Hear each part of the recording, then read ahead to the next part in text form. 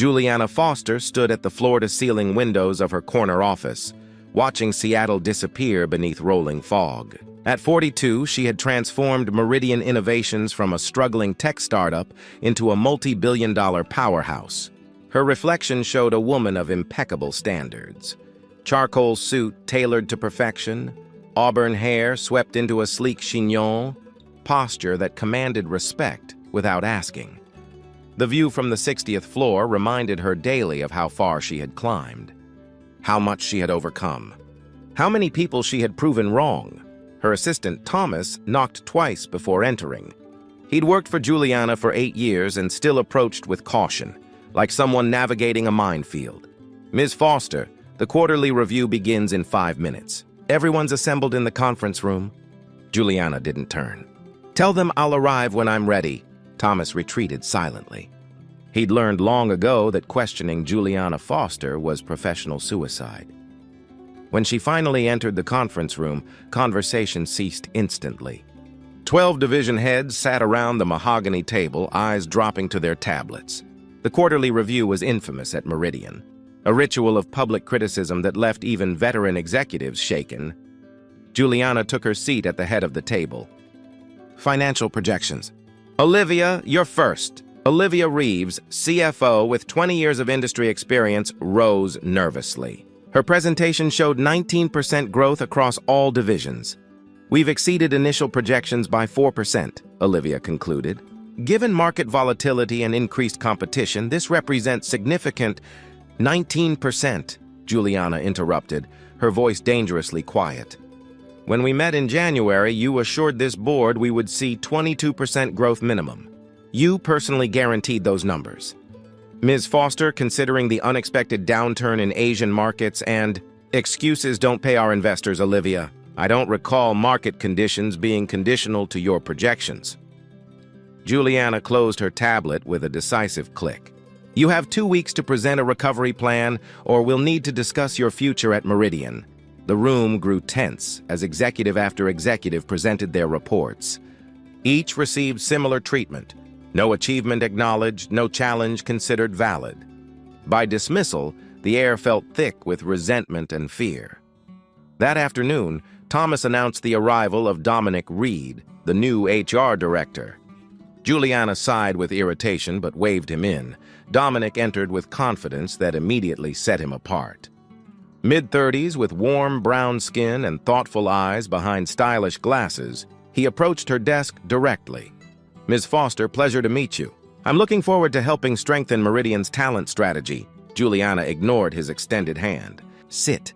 Your credentials are impressive, but I've fired people with better qualifications. At Meridian, results are all that matter. No excuses, no mistakes, no drama, clear?" Instead of the usual intimidated nod, Dominic studied her face with unsettling directness. "Before I answer, may I ask you something?" The room seemed to still. No one questioned Juliana Foster. "No one." "You have 10 seconds, she said coldly. Dominic leaned forward slightly. "Why do you hate yourself so much that you need to make everyone else miserable too?" The question hung between them, unexpected and raw. For a heartbeat, Juliana's carefully constructed mask slipped, revealing something vulnerable beneath the ice. "Get out," she whispered. "I've researched Meridian extensively," Dominic continued calmly.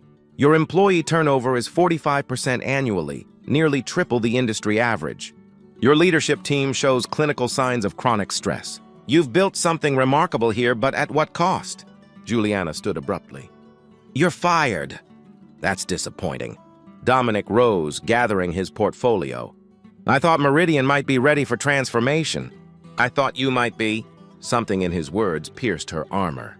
"Wait," she called as he reached the door. Dominic turned, expression open. "Why did you really come here?" "Your resume shows offers from Google, Amazon. Why choose Meridian?" "Because 4 years ago I was just like you," he said quietly. "Driven, cold, perfect. Then my daughter was born prematurely. Sitting in that NICU for months, I realized I'd spent my life building a career while forgetting to build connections.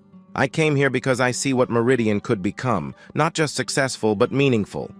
But that can't happen with leadership that treats people like they're disposable." He placed his card on her desk and walked out. leaving Juliana alone with a question that would haunt her through the night. What if everything she thought made her strong was actually making her weak? Juliana barely slept that night. Dominic's words had slipped through cracks in her armor she hadn't known existed. Standing in her minimalist penthouse kitchen at 4 a.m., she stared at his business card while memories she'd spent years suppressing resurfaced like ghosts. She was 12 again, standing in the rain outside her mother's funeral. Her father, grief-stricken and unprepared for single parenthood, had retreated into work and alcohol. "You need to be strong now," her grandfather had told her. No tears. Tears are weakness. The scene shifted to her college graduation. Top of her class at MIT, but no family in the audience. Her father had died sophomore year, leaving behind nothing but debt and empty bottles. She'd worked 3 jobs while maintaining perfect grades. Learning that dependency on others was a luxury she couldn't afford. Then came her first Silicon Valley job, where she'd endured daily harassment and discrimination. "You should smile more," her supervisor had suggested after denying her promotion while advancing male colleagues with half her talent. The day she'd started Meridian, she'd vowed never to let anyone make her feel powerless again. But power and control had become her prison. The company flourished while she withered. By morning, something had changed. Juliana texted Thomas, "Reinstate Dominic Reed. Schedule individual meetings with all division heads today, 30 minutes each. And find my father's sister's contact information." At 9 a.m., despite having fired him the day before, Dominic arrived at her office looking unsurprised. "I thought about what you said," Juliana began, uncharacteristically hesitant. "I don't agree with your methods or your assessment, but I'm willing to consider that certain aspects of our company culture might benefit from adjustments." Dominic suppressed a smile. "What did you have in mind? You're the supposed expert? You tell me. First we listen. Really listen to your team without judgment or defensiveness. Then we build trust through consistency and vulnerability. Leadership isn't about being perfect. It's about being authentic." Juliana frowned. "Vulnerability gets you hurt. Armor might prevent wounds, but it also prevents connection," Dominic replied. "And without connection, what's the point of any of this?" Over the next week, Meridian experienced subtle but significant changes. Dominic organized department lunches where shop talk was forbidden. He initiated a mentor program pairing senior and junior staff. Most revolutionary was the Solution Room, a weekly meeting where employees could present challenges without fear of repercussion. Initially, Juliana observed these initiatives with skeptical distance. But when Dominic convinced her to participate in a team-building workshop with her executive team, something unexpected happened. "Today, we're practicing authentic communication," Dominic explained to the nervous executives. "Each person will share one professional challenge they're facing and one personal joy they've experienced recently." When Juliana's turn came, the room tensed. She hesitated, then spoke quietly. "My challenge is learning to lead without intimidation. And my joy?" She paused, uncomfortable. "I reconnected with my Aunt Eleanor yesterday. We're having dinner this weekend. I haven't seen her in 20 years. The silence that followed wasn't fearful. It was respectful. One by one, executives shared their own struggles and celebrations. For the first time, Juliana saw them as people rather than performance metrics. That afternoon, Olivia Reeves requested a meeting. Instead of the recovery plan Juliana had demanded, she brought a radical new approach to their Asian market strategy. "I've been sitting on this idea for months," Olivia admitted, "but I was afraid you'd shut it down without consideration." The proposal was brilliant, innovative, calculated, with potential to increase growth by 25%. Juliana studied Olivia with new eyes. How many other brilliant ideas had her leadership style crushed? "Implement it immediately," Juliana said. "And Olivia, this is excellent work." The CFO's shock at the compliment made Juliana's stomach twist with shame. Later, reviewing quarterly reports alone, Juliana found herself staring at an old photograph hidden in her desk drawer. A smiling woman holding a serious little girl with auburn pigtails. The last picture taken of her with her mother. "What would you think of me now?" she whispered to the image. Her phone rang. Dominic. We have a situation in product development. The team is falling apart over the Phoenix project launch. I think you need to handle this, but differently than you would have last month. Juliana felt the familiar ice forming around her heart, her protection against failure and disappointment. But for the first time in decades, she consciously chose to let it melt. I'm on my way, she said, leaving the photograph on her desk rather than locking it away. A small change, but significant. The fortress was developing cracks, and through them, possibility was beginning to shine. Thawing waters. The crisis in product development would have once triggered Juliana's most ruthless tactics. Instead, she entered the chaotic conference room with deliberate calm. The Phoenix Project team, Meridian's most ambitious initiative, was fracturing under pressure. Launch was 3 weeks away and major problems had surfaced. Stop, Juliana said quietly. The room fell silent immediately. Old habits. She took a deep breath. I want to understand what's happening, not to assign blame, to find solutions. The team exchanged wary glances.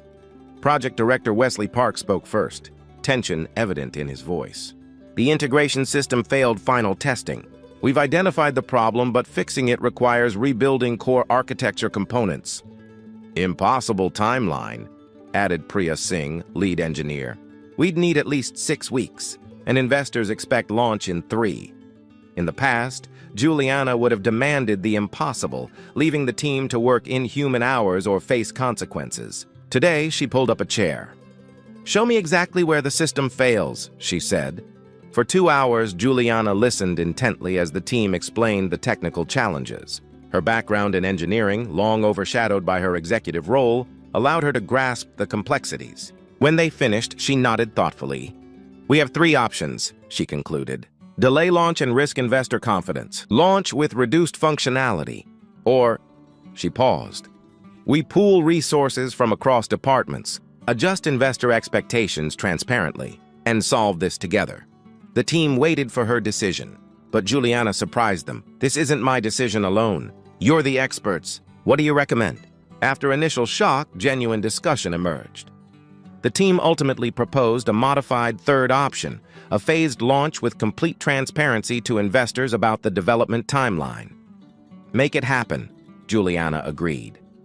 I'll handle the board and investors. As the relieved team dispersed, Wesley lingered behind. Ms. Foster, he said hesitantly, I've been at Meridian 5 years, and this is the first time I've seen you really collaborate rather than command. Is it working? She asked with unexpected vulnerability. Yes, he said simply. It is.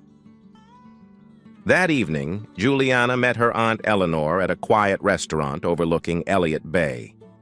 20 years had turned her mother's sister into a stranger with familiar eyes. I wasn't sure you'd come, Eleanor said, studying her niece's face. You look so much like her.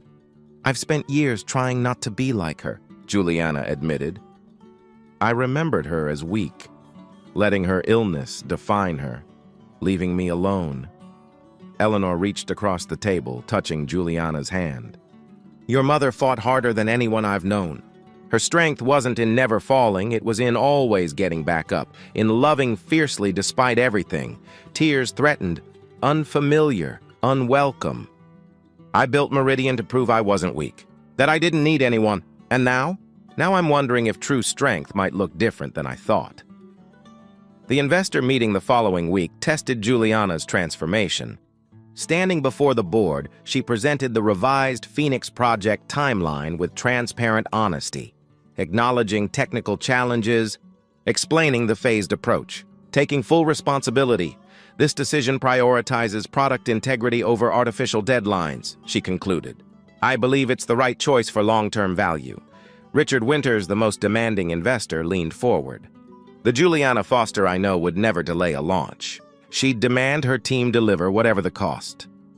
That approach has costs of its own, Juliana replied evenly.